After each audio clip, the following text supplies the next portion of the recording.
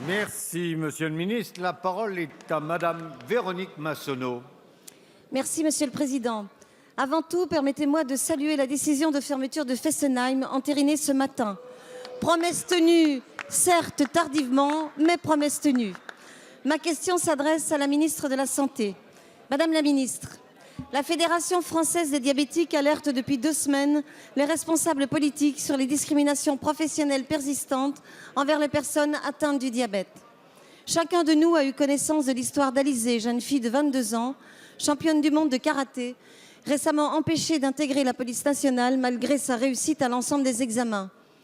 La raison, elle a été jugée inapte au poste à cause de son diabète lors de sa visite médicale d'embauche. Comme Alizée, 4 millions de personnes sont aujourd'hui touchées par le diabète en France. Parmi elles, beaucoup se voient refuser l'accès à certaines professions, hôtesse de l'air, militaires, conducteurs de train et même des ingénieurs des mines en raison de présupposées complications liées à la maladie. Pourtant, cette discrimination à l'embauche remonte à plusieurs décennies et ignore l'évolution des conditions de travail et les avancées médicales qui ont permis depuis aux diabétiques de mieux maîtriser les effets de la maladie. En effet, de nouveaux outils mis à disposition de ces personnes permettent aujourd'hui de réaliser des autocontrôles et ainsi d'avoir les mêmes opportunités professionnelles que tout le monde.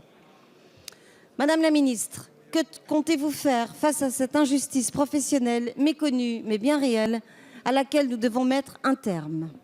Merci. La parole est à Madame Marisol Touraine, ministre des Affaires sociales et de la Santé. Merci, Monsieur le Président, Mesdames, Messieurs les députés, Madame la députée Véronique Massonneau.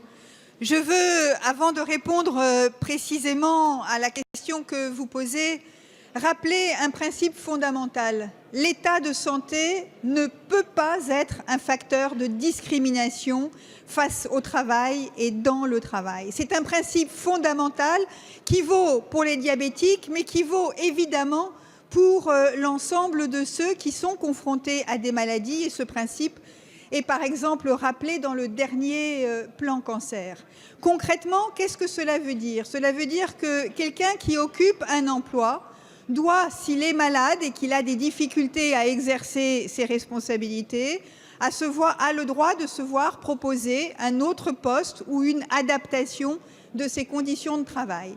La question que vous posez pour les diabétiques est différente. Pour les professions réglementées, comme celle de la police par exemple, il existe des textes qui prévoient des conditions d'aptitude. C'est au regard de ces textes qu'un certain nombre de personnes diabétiques se sont vues refuser l'entrée dans la police ou dans d'autres métiers.